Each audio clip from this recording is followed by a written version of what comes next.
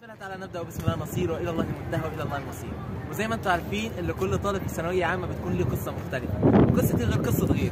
فاحنا النهارده في الفيديو ده ان شاء الله انا ناوي اجمع مجموعه من زمايلي في طب بشري علشان نبدا ناخد خبره كل واحد بحيث يبقى عندك خبره دحيحه الدفعه بتاع الثانويه عامه.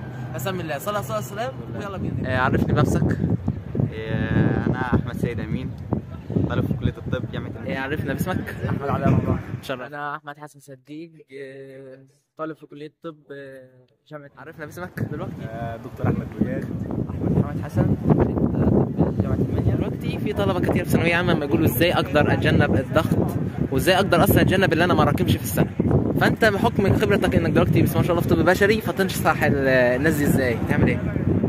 الدرس في يومه داخل الذاكر، لو هترجع متاخر من الدرس ثاني يوم الفجر على طول او الصبح يكون نذاكر على طول الدرس بحيث انه ما يجيش الحصه الثانيه ان شاء الله. لو انت مخلص الحصه الاولى اصلا منتهي منها باسئلتها بشرحها، بس عايز تحفظها اكيد طبعا، والحفظ مهم جدا. بص، من حيث ثانويه عامه بصراحه ما كنتش بشوف فيها ضغوط.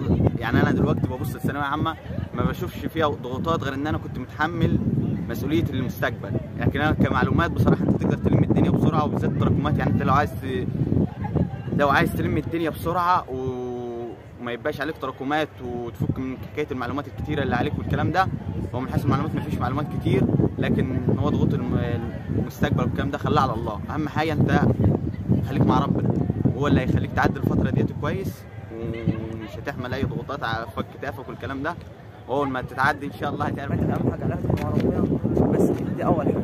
تاني حاجه طبعا صلاتك على طول كده، وادعي كتير وادعي كتير ان شاء الله ربنا. سيبك من حكايه النتيجه دي، سيبها زي ما هي، لكن خليك انت على الله وان شاء الله النتيجه هتلاقي بعدين دخلت اقل كليه، لكن انت نفسك فيها باذن الله وربنا يكرمك فيها. حاجه تشد حيلك وتمشي عليك حاجه وتمشي بامر الله. تتعامل مع ضغوطات السنه. اول حاجه انت عشان تنجح فيها حاجه في الحياه، سيبك من ثانويه عامه، فانت لازم اول حاجه تتوكل على ربنا. يعني دي اهم حاجه، مش بنقولها هنا وخلاص ان انت التوفيق وكده كلام معتاد ونعديه، لا ده الاصل في الموضوع. يعني احنا في فاصحابنا كله ذاكر وكله اجتهد وكله عمل، بس ما وصلش في الاخر الا ربنا كان كاتب له كده وربنا وفقه وحطه في المكان ده. فدي اول حاجه تبقى حاططها في دماغك، يعني ان هي مش حوار ولا ذكاء ولا شطاره ولا الكلام ده، هو بتوفيق ربنا. ودلوقتي يا دكتور كان في سؤال، انت كطالب اونلاين شايف ازاي تقدر تنظم وقتك في الاونلاين وازاي تقدر تتاقلم معاه؟ تنظيم الوقت اهم حاجه اللي هو حوالي 7 ساعات اللي ما بين الفجر والظهر. فانت لازم تصحى وبعديها تبدا مذاكره.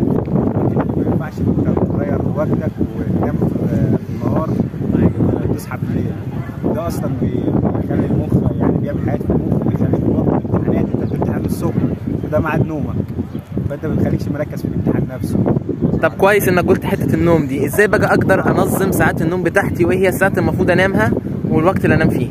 هو 5 ساعات افضل. يعني وقتك انت في ثالثه ثانوي وكده ومحتاج وقت كتير، فانت تنام 5 ساعات مثلا، تنام على الساعه 12 وتصحى يعني في الفجر، وقت الفجر على الساعه 5 كده، تنام 5 ساعات هي كفايه عشان انت هتلاقي وقت كتير. طب ازاي كنت هتتجنب انك ما تراكمش؟ بصراحه تراكمات انا راكمت في الفيزياء وراكمت في الكيمياء شويه وراكمت انجليزي. الثلاثه دول كانوا عاقبتي في نص السنه طبعا. فجيت عملت جدول بقى كنت بحط فيه جديد وقديم. ازاي بقى جديد وقديم؟ يعني انا في الليل مثلا انا كنت بذاكر مثلا النهارده ذاكرت فيزياء وكيمياء، اي تاني يوم احط لهم برضه لقيت كيمياء قديمه احط قديم درس قديم، واحط درس قديم للفيزياء واخليهم في يوم بكره. ازاي اظبط جدول بقى عشان اعرف ابقى فك عن نفسي، ما بقاش اليوم كله مذاكره. انا ماشي عليها تراكمات ومن حق ان انا عليها حق ان انا ما العبش شويه، بس لا انت عايز برضه لازم تفك. فهتحط جدول مثلا بكره انا هعمل كذا، اذاكر عربي درس كذا، او هقرا الدرس اللي انا ذاكرته قبل كده وهعمل كذا وهعمل كذا. وبتسيب فضار مثلا اللي هو عندك ماتش مع اصحابك بعد 10 بالليل تلعبوا لحد مثلا 12 تبقى جاي. اهم حاجه تنام 12 تصحى 8 كده، عشان لما يجي ميعاد مثلا الامتحانات وكده تبقى انت متعود على يعني انت مسيستم نفسك ان انت من 8 قاعد بتحل او بتذاكر. طب هل انت من الناس اللي شايفه ان انا اذاكر بعدد ساعات ولا بمحتوى؟ لا، محتوى. يعني محتوى افضل من انك تذاكر بعدد الساعات. حدد تاسكات معينه لازم تخلص فيها وتكون جاد مع نفسك في انك تخلص. هو انت كنت بتاخد اونلاين ولا سنتر؟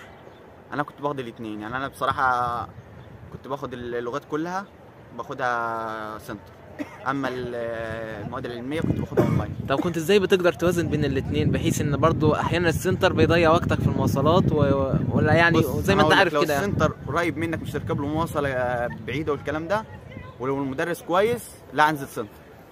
اما وحتى لو المدرس مش كويس بنفس الجوده بتاع الاونلاين، يعني لو اقل منه في الجوده شويه بس ما تاخد معاه وبتتفاعل معاه لا انزل سنتر. اما لو الاونلاين بقى ما لقيتش مثلا مكان بعيد هتركب مواصله هتعمل تاخد مجهود فلوس اكتر برضو، يعني من الحيث برضو الماديه. لو انت تاخد واحد بتنزل له حاسه يقول لك 70 جنيه، لا تجنب انت ده كله، خد اونلاين. وازاي كنت بتقدر توازن بين الاونلاين والسنتر؟ الاونلاين والسنتر انا كنت باخد مواد اونلاين ومواد سنتر طبعا. كنت باخد فيزياء طبعا مع مستر محمد عبد المعبود، عربي كنت باخد مع مستر محمد صلاح، خدت الترم الاول مع مستر رضا الفاروبي، الترم الثاني خدت مع محمد صلاح والمراجعه مع محمد صلاح. اللغات كنت بنزلها كلها على الارض سنتر. الكيمياء كنت باخد سنتر.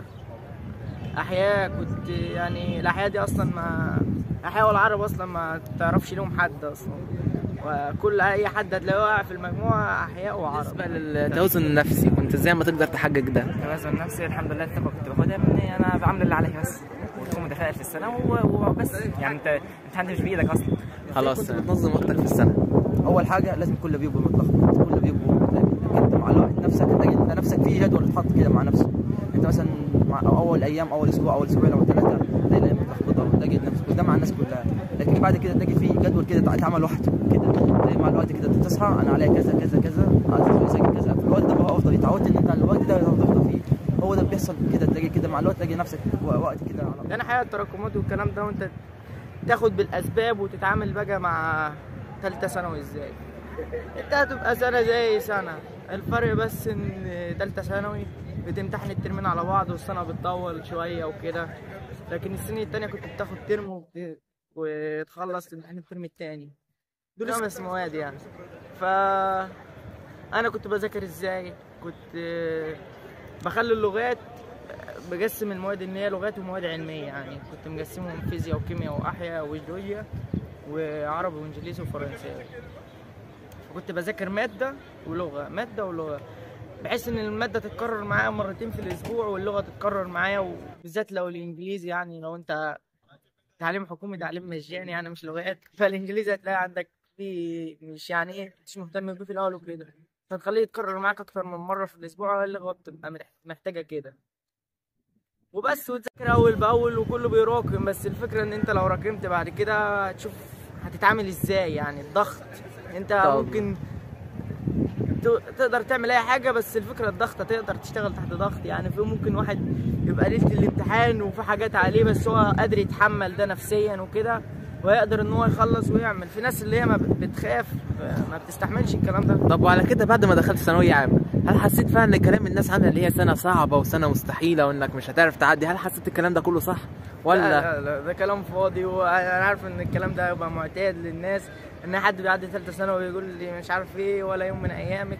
بس هي سنه بصراحه يعني هي هتفضل يعني على المصريين كلهم وعلى هي على الوطن العربي كله يعني وعلى الناس كلها.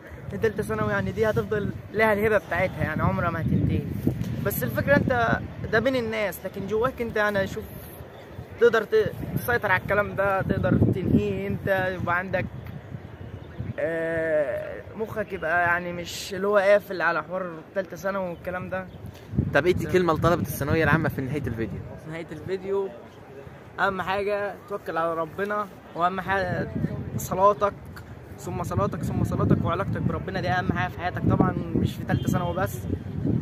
وهي دي بصراحه ما ينفعش اقول اكتر من كده. زي ما انت شفت كل طالب في ثانويه عامه بتكون ليه قصته الخاصه، وكل واحد بيكتب قصته بايده، فاحرص انك تكتب قصتك تكون قصه جميله ونهايه سعيده. كل طالب كان ليه اسلوبه الخاص في المذاكره واسلوبه الخاص في تنظيم وقته، وساعات نومه تكون مختلفه عن غيره، بس كلهم اجتمعوا ان اهم شيء هو طاعة ربنا ورضا ربنا عنك، ان هي في الاول وفي الاخر ثانويه عامه هي سنه تعتمد على توفيق ربنا بشكل اساسي. فاحرص انك تكتب قصتك بشكل مناسب وبنهايه سعيده. ودايما حط في دماغك اني لا اعلم ما يخفي لي الغد ولكني خبأت له حسن الظن بالله. استعن بالله ولا تعجز، واعمل اللي عليك واجتهد، ما عليك الا الاجتهاد، ما تفكرش في اللي جاي. واحب طبعا اشكر كل زمايلي اللي ما قصروش الصراحه، وكانت كل النصائح بتاعتهم نصائح من القلب، ما كانتش كلام متحضر ولا كلام وخلاص، كانت نصائح من القلب. فشكرا خالص لكل زمايلي اللي شاركوني في الفيديو. فلو وصلت لنهايه الفيديو ما تبخلش علينا بلايك وشير وسبسكرايب، عشان الحاجات دي بيتعب فيها. على فكره الفيديو ده مصور على 3 ايام، واتمنى ان الفيديو ده يسمع من اسوان اسكندريه. وانت اكتب لي انت من محافظه ايه، يا رب تكونوا استفدتوا. اي حاجه طبعا انتوا عايزينها تحت امركم، اكتب لي في التعليقات انت عايز ايه، وانا باذن الله مش هقصر معاك. يا رب تكونوا استفدتوا، اتمنى لكم التوفيق. السلام عليكم ورحمه الله وبركاته.